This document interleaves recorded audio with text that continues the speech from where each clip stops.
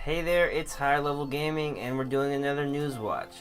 Nintendo has decided to be Scrooge for Christmas this year, and they're running an entirely ruthless holiday season filled with lawsuits and lack of game sales.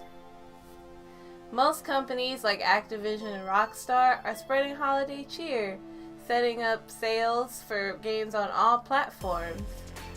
You can already get Red Dead 2 with a discount for this year, but that's not true for any Nintendo titles.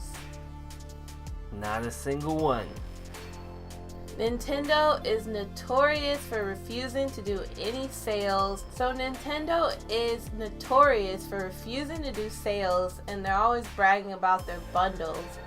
But that's not even the deal because it's a bundle. Pretty greedy practices that Nintendo gets away with, and they hardly receive flack for it.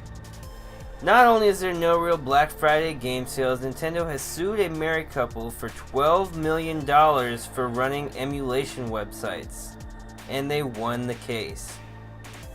The Arizona couple were in charge of Love ROMs and Love Retro until July, when Nintendo launched a large legal crackdown campaign against many of the most popular emulation websites. These websites ran for a long time as public domain type places where anybody could download an old game ROM for free. Essentially, a kind of public library for older games.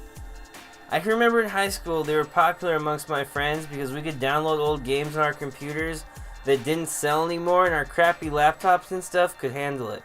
These sites gave gamers a way to play classic games that were no longer available through retailers, oftentimes on consoles no longer in production, such as the N64 or NES.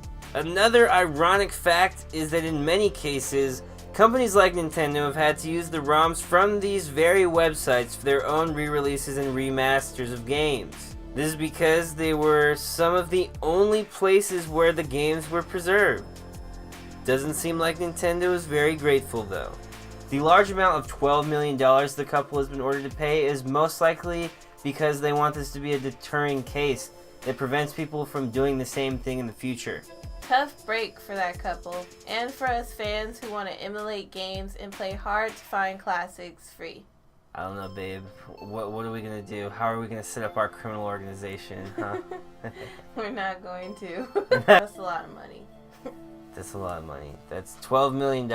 That's like, I wonder how much money they made. Like, did they make enough to be able to pay that back? Because, I don't know. It doesn't seem like it was that lucrative. So, I hope they can afford to pay that. And then, at the opposite end of the spectrum, in some news of generosity, a man who found a Valve exploit that allowed him to print keys, essentially, decided instead of exploiting this information to give it to Valve, and they responded by giving this dude $20,000 just for the help. Artem Moskowski discovered a vulnerability in Valve's online key system. This allowed him to view thousands of generated game keys. Artem at first believed they must have been already activated keys, but soon realized they were undistributed key generations. Moskowski, instead of trying to sell the keys or the information he used to discover the exploit, turned over that information to Valve. He could have perhaps gone to the black market of games or even a gray market distributor like G2A, but nope. Just let him know about it. What a nice guy. Within a few days, Valve got back to him and thanked him, as well as writing him a check for $20,000. This wasn't even Moskowski's first payday for helping the company, as just a month before this he discovered a similar issue and was paid $25,000 by Valve then. Sounds like this guy has found a really nice, legit way to use all his hacking skills. I wish I was a hacker, man. But we gotta admit, it's better that he do this and kind of rent out his skills to the companies that he would otherwise harm than using his talents to rip them off. Well, that was it for us this time, guys. Do you want to know how Nazis are talking to your kids in video games? Or maybe you want to discuss if the new Pokemon from the Detective Pikachu trailer are gross or not. If you do, check out some of our other videos with links right here.